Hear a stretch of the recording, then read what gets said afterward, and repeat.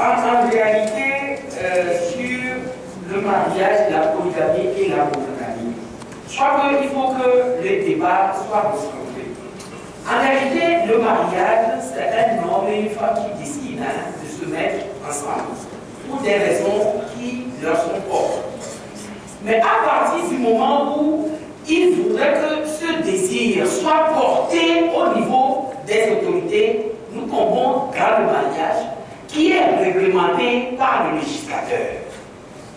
Vous pouvez décider, nos parents l'ont fait dans le temps, de vous marier, vous restez dans votre maison, vous ne venez pas devant l'officier d'état civil. Vous n'en restez dans nos cultures, vous n'en restez pas moins mariés. C'est comme ça. Mais les règles qui réglementent, dans ce cas-là, sont des règles que vous fixez entre vous. Mais lorsque vous voulez avoir les avantages liés au mariage civil, vous devez vous conformer aux règles publiques qui sont déterminées par le législateur. Et lorsque un pays choisit d'adhérer à une convention, notamment la CEDEF, qui parle de l'élimination de toutes les formes de discrimination à l'égard des femmes, mais sur le plan national, nous devons toute responsabilité être d'accord avec les dispositions qui sont contenues dans cette convention-là, étant entendu que dans la hiérarchie des normes juridiques, le traité est au-dessus de la loi.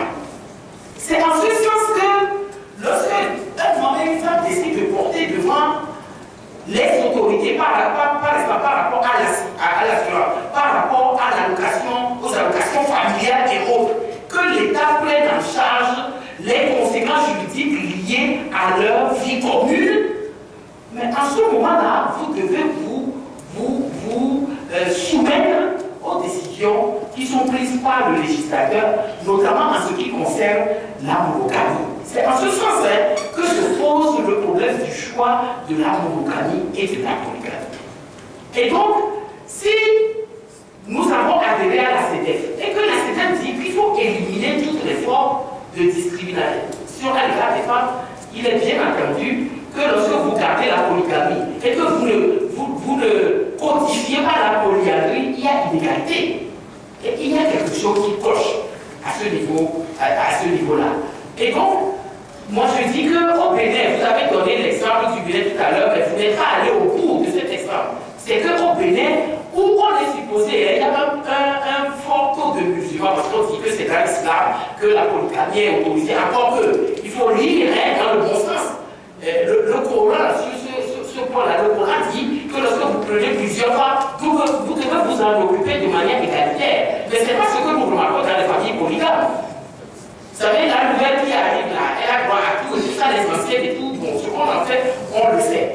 Donc au Bénin, parce qu'ils sont partis à la CEDEF, ils ont codifié, ils sont allés à la monogamie. C'est cela aussi que nous voulons pour nos pays. Parce que moi je dis finalement, on se comporte en hypocrite. On adhère à la CEDEF et on ne veut pas que toutes les conséquences liées à notre adhésion à la CEDEF soient appliquées sur le plan national. C'est en cela que le problème se pose.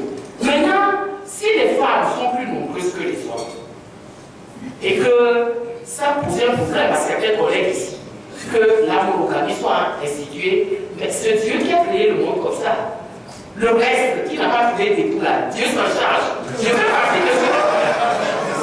Je fais partie, madame la présidente, je fais partie de ce reste-là, je l'assume. C'est Dieu qui s'en charge et non pas eux. Ce que nous vous demandons ici, c'est qu'il y ait une certaine égalité entre l'homme et la femme, et que la femme ne soit pas toujours celle qui paye le pot cassé dans son mariage. C'est tout ce que nous demandons. En l'an 2014, où nous sommes aujourd'hui, on ne peut pas continuer à dire que les relations entre époux dans un lien familial soient ce que nos aïeux faisaient dans le temps. Ça, c'est la première chose. La deuxième chose concerne l'article 99 du nouveau, sur lequel les gens sont en train de dire qu'il n'y a pas de capitaine dans son bateau, etc. Mais, madame la présidente, lorsque vous êtes au tribunal et que les tests que nous votons ici, vous voyez comment leur application sur le terrain, dans les tribunaux, dans nos juridictions, pose problème, vous ferez attention. Parce que l'article 99, l'ancien article dit le mari est le chef de famille. Alors, vous allez voir dans une famille, par exemple, le mari qui est chômeur, invétéré, de toujours, et la femme qui travaille, qui fait les petits commerces, qui s'occupe des enfants, etc. et tout ça. Dans ce ménage-là aussi, vous allez dire que le mari est le chef de famille. Le mari qui, le matin, avant d'aller faire son business et tout ça, va voir la femme qui vend la bouillie dehors et tout ça, lui dit, non, vous m'avez conseillé l'école, c'est comme ça que ça se passe dans beaucoup de familles au Togo. Alors, et la dame s'occupe des enfants. Elle s'occupe même du mari le matin. Le mari prend son argent de poche chez la pauvre dame avant d'aller.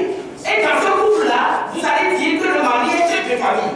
Il va venir dire qu'il n'est pas d'accord que les enfants aient à cette école. Il va même dire que sa fille-là, bon, elle a 12 ans, il faut qu'elle aille se marier. Et la femme n'a rien à dire. Parce qu'il y a le chef de famille, c'est quelque chose d'insupportable que la loi a réaménagé. Parce que je ne sais pas dans quel encadrement les gens comprennent cette histoire de chef de famille. Les gens comprennent parce que c'est le chef, c'est moi qui donne, c'est pas ça. Le législateur, quand il parle de chef de famille, c'est pas ça.